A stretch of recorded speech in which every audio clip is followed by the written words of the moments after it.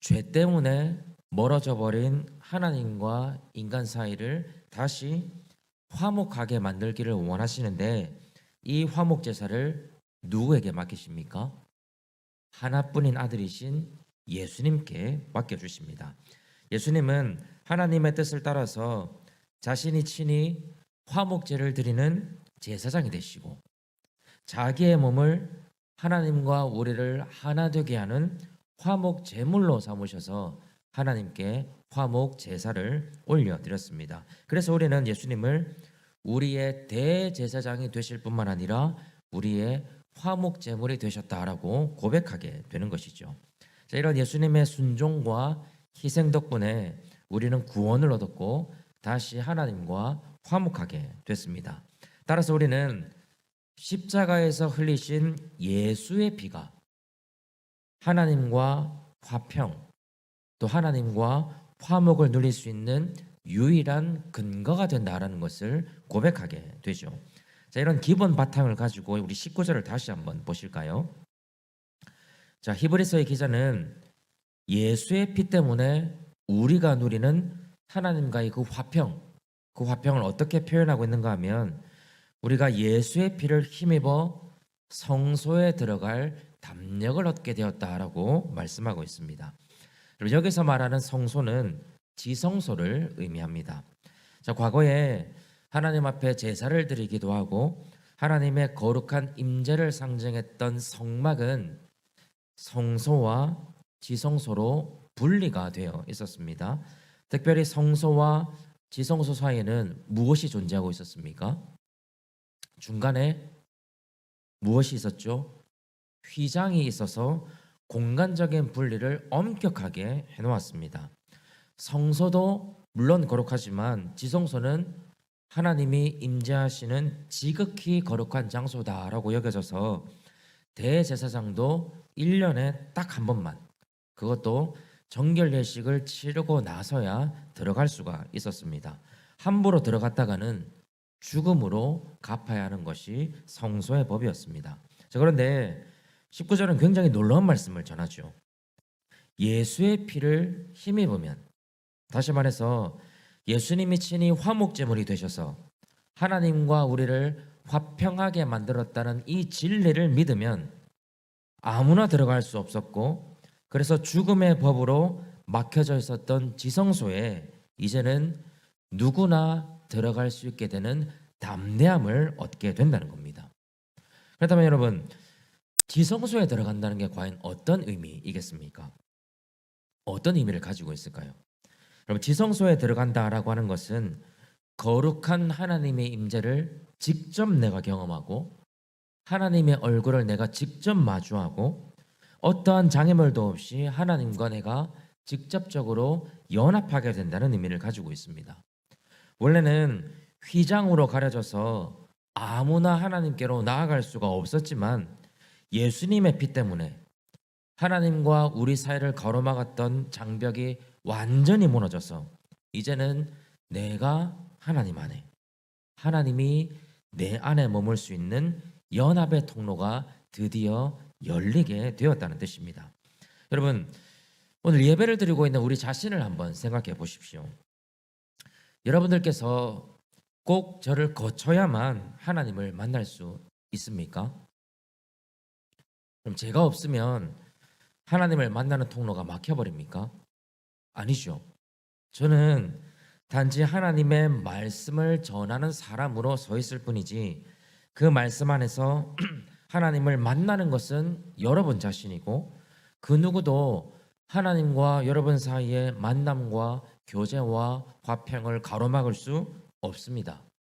과거 지성소 안에서만 허락하셨던 하나님의 임재와 하나님의 함께하심을 이 예배의 자리에서 또한 우리가 살아가는 일상 속에서 우리가 누릴 수 있게 되었다는 점입니다. 특별히 감사한 것은 우리는 두려움 없이 하나님의 임재를 사모하게 되었다는 점이죠. 우리는 거칠 것 없이 하나님의 음성을 듣고 싶어 합니다. 시시때때로 하나님 앞에 나아갈 수가 있고 하나님께서 우리와 함께 해달라고 간청하고 매달릴 수 있습니다. 그럼 과거에는 하나님의 임재를 상징하는 이 구름이 이 산에 임재하게만 해도 하나님의 백성들이 벌벌 떨었습니다. 오죽했으면 여러분 출애굽기 20장 19절에 보면 이스라엘 백성들이 이렇게 간청합니다. 모세 당신이 하나님을 대신해서 우리에게 좀 말을 해주십시오. 우리가 직접 하나님의 음성을 들었다가는 죽을 것 같으니까 제발 하나님이 말씀하도록 내버려 두지 마시고 모세 당신이 하나님을 대신해서 우리에게 좀 말씀해 주십시오라고 이렇게 간청을 하죠. 하나님의 임재와 하나님의 음성이라는 것은 두려움 그 자체였습니다. 그런데 우리는 어떻습니까? 우리는 마치 친구처럼 주저하지 않고 망설이지도 않고 당당하게 하나님을 갈망합니다. 예수의 피가 우리에게 담대함을 허락해 주기 때문입니다. 20절도 한번 보실까요? 우리 20절 말씀 같이 한번 읽어보겠습니다. 시작.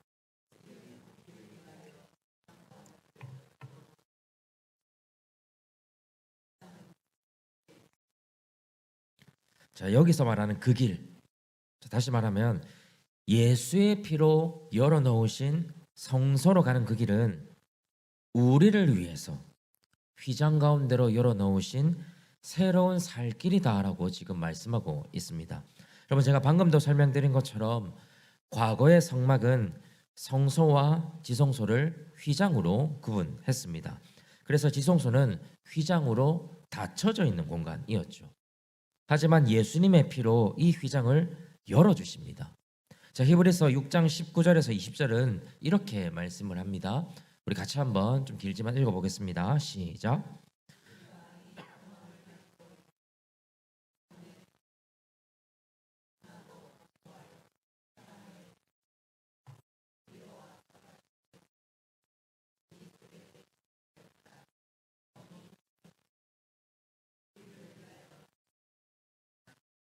여러분, 이 말씀 잘 보시면 자, 예수님께서 휘장 안으로 앞서가셨다라고 말씀합니다.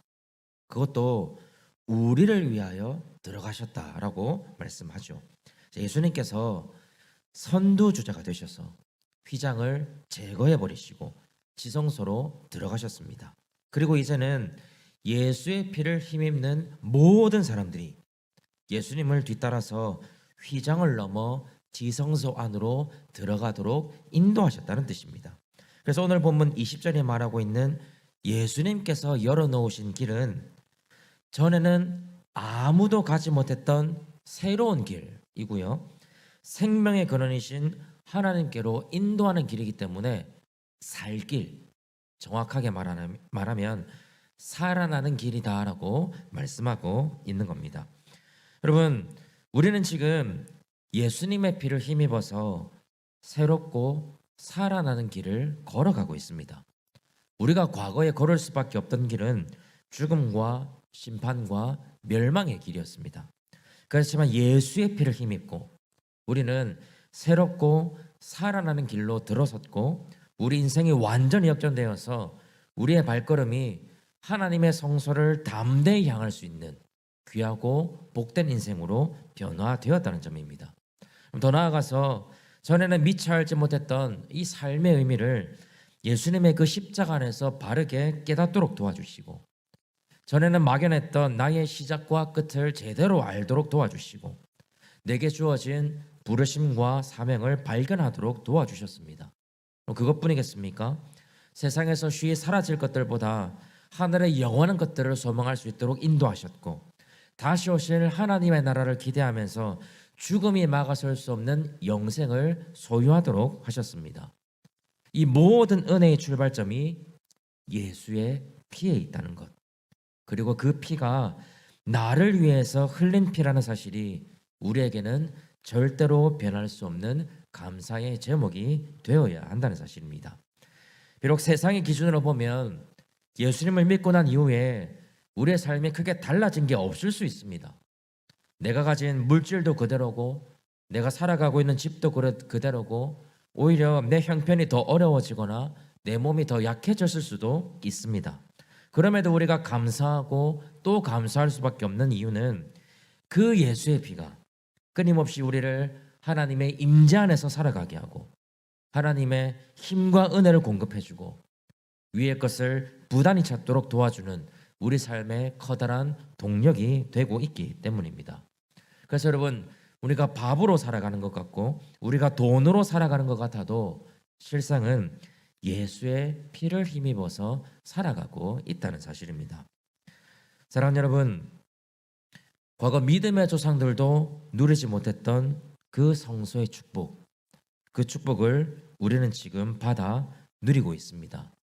하나님과 직접적으로 마주하고 하나님과 거리낌 없이 교제하고 두려움 없이 하나님의 임재 속에서 살아가는 이 귀한 은혜가 예수의 피로 우리에게 주어졌습니다.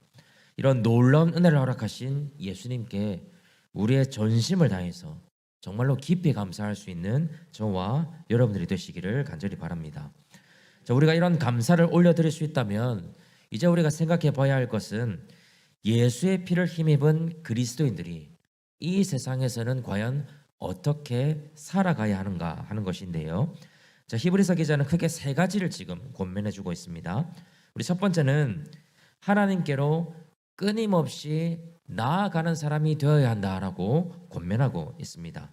우리 22절 한번 보실까요? 22절 말씀 우리 같이 한번 읽어보겠습니다. 시작.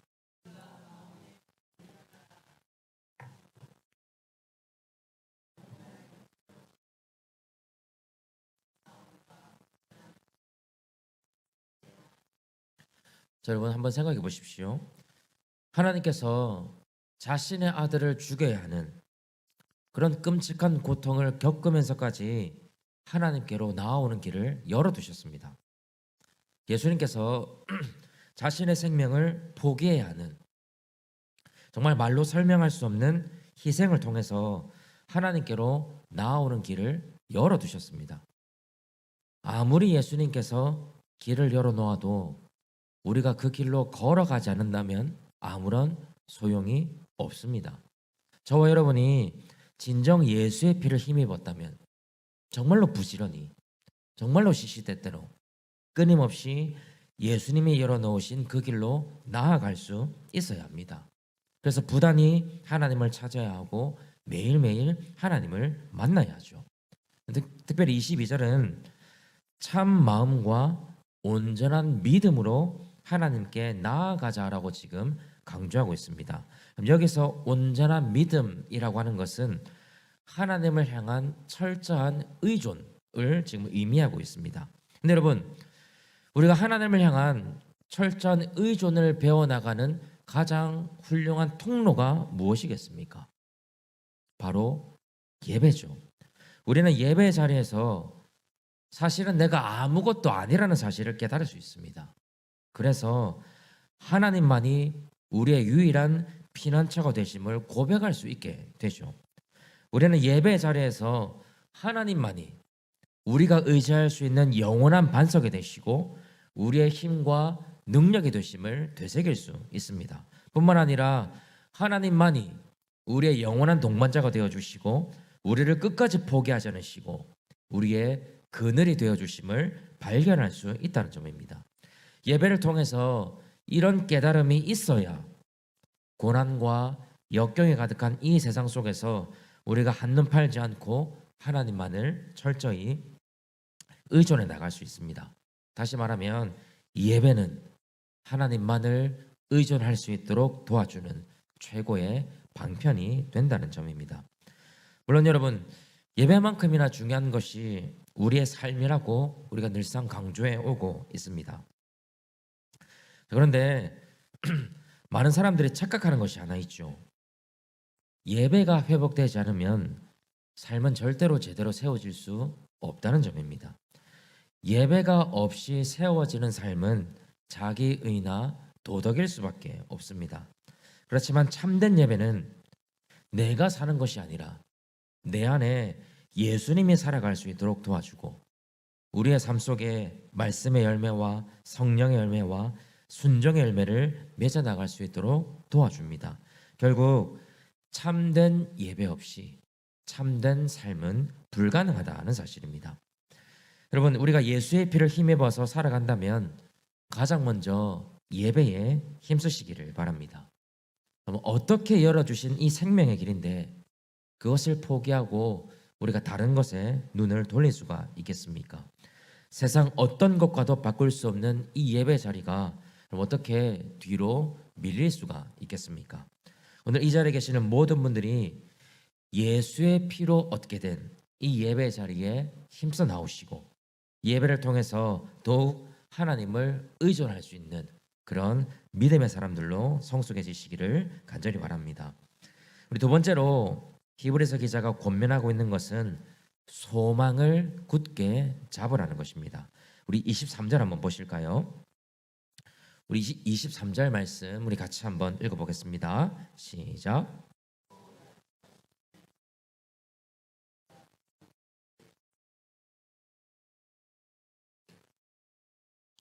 여러분 23절에서 핵심은 이 소망의 근거라고 할 수 있는 우리가 믿는 도리, 그게 무엇이냐 하는 것에 있는데요. 특이하게도 우리 헬라어 성경을 보면 이 도리라고 하는 말은 고백이라고 하는 뜻을 함께 포함하고 있습니다. 그럼 초대교회에서 그리스도인들은 회심하고 세례를 받을 때 자신들이 예수님에 대해서 믿는 내용을 스스로 고백해야 됐습니다. 물론 누군가에게 이렇게 설명도 듣고 또 지도를 받았겠지만 스스로의 신앙 고백이 세례를 받기 전에 가장 중요한 절차 중에 하나였습니다. 그래서 여러분 세례식은 지금처럼 이렇게 묻는 말에만 대답하는 형식이 아니라 각자의 진실한 고백이 풍성한 굉장히 은혜로운 시간이었습니다. 아마 이 자리에 계시는 분들은 처음 예수님을 믿었을 당시뿐만 아니라 지금껏 살아오시면서 우리를 향해서 신실하셨던 하나님에 대한 고백이 다 있으실 겁니다. 다른 사람들은 의심할 수 있지만 나는 절대로 부정할 수 없고 내 삶에 뚜렷하게 새겨져 있는 하나님에 대한 진실한 고백이 우리에게는 다 있습니다. 히브리서 기자는 바로 그런 진실하고 순수한 신앙의 고백, 스스로가 하는 것이 아니라 성령께서 하게 하신 그 고백을 지금 굳게 잡아야 한다라고 권면하고 있습니다. 그럼 이 신앙 고백이 신실하신 하나님을 되새기는 너무나도 중요한 방편이 되기 때문입니다. 여러분, 여러분들께서는 마음속 깊이 간직하고 있는 여러분의 신앙 고백이 과연 어떤 것입니까? 저는 저를 포기하지 않으시는 그 하나님을 고백합니다. 그래서 오늘 실패하더라도 다시 일어설 수 있습니다. 잠깐 방황해도 저를 여전히 인도하실 것을 믿습니다.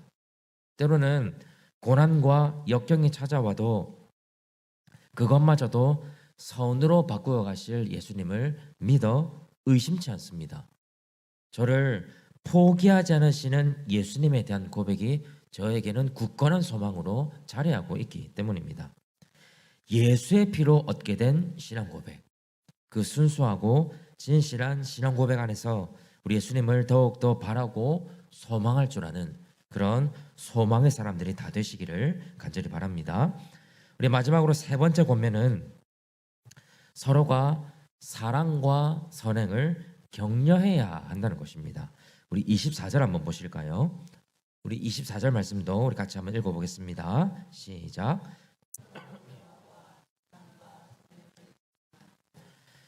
성경이 언제나 그렇듯이 이제 개인에게 두었던 관심을 점차 공동체로 확장시켜 나가고 있습니다. 25절을 한번 보십시오.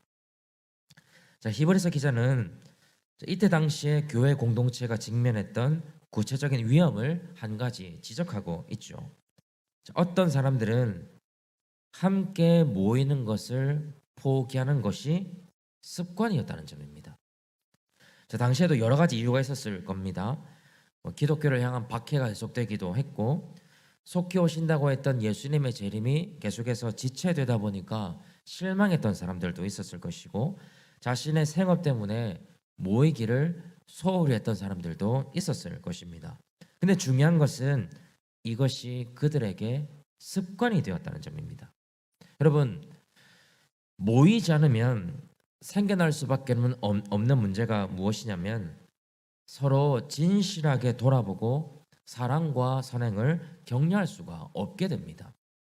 오늘날 교회에서 가장 조금 안 되고 있는 것이 이렇게 서로의 영적인 상태를 좀 돌아보고 격려하는 일이죠.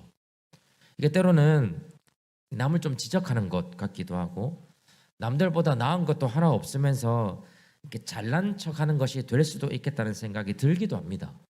때로는 권면하는 사람의 태도에 문제가 있을 수도 있고 권면을 받는 사람의 마음이 여유가 없을 때도 분명히 있죠.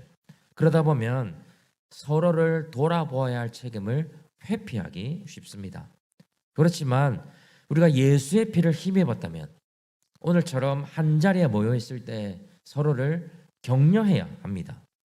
우리에게 허락하신 그 귀한 믿음, 그것을 잃어버리지 말자고 서로를 격려해야 하죠. 힘이 들 때마다 함께 하나님을 소망하자라고 격려해야 되고 이 세상 그 무엇보다 하나님을 우리가 사랑하자라고 서로가 격려할 수 있어야 합니다. 뿐만 아니라 더욱더 예배를 사모하고 말씀 배우기를 즐겨하고 성령으로 기도하기에 최선을 다하고 우리에게 맡겨주신 사명들 전도와 봉사와 섬김과 헌신의 모든 일들을 게을리하지 말자라고 권하고 격려할 때 예수의 피로 하나된 공동체가 드디어 영적인 힘을 발휘하게 된다는 사실입니다. 그래서 우리에게는 비판과 정죄가 아니라 서로를 믿음으로 세워주는 사랑의 권면이 절실하게 필요합니다. 여러분 방금 살펴보니 세 가지를 모두 종합해 보면 히브리서 기자가 22절부터 권면하고 있는 것은 결국 믿음과 소망과 사랑입니다. 온전한 믿음으로 하나님 앞에 나아가고 순수한 신앙 고백 안에서 하나님의 약속을 소망하고 함께 부름을 받은 형제들을 사랑으로 격려해 나가는 것. 그럼 그것이 예수의 피를 힘입은 사람들이 힘써야 할 본질적인 가치라는 사실입니다. 이제 저와 여러분의 삶을 한번 되돌아봐야 할 시점입니다. 내가 진정 예수의 피를 힘입어서 살아가고 있는가? 예수의 피를 힘입고 살아가고 있다면 나는 철저히 하나님을 의존하면서 온전한 믿음으로 나아가고 있는가?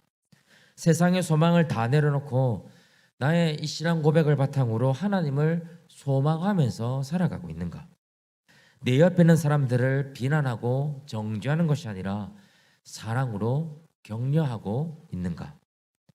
이 자리에 계시는 모든 분들이 예수의 피를 힘입어서 하나님이 원하시는 믿음과 소망과 사랑의 열매를 풍성히 맺으시기를 바랍니다.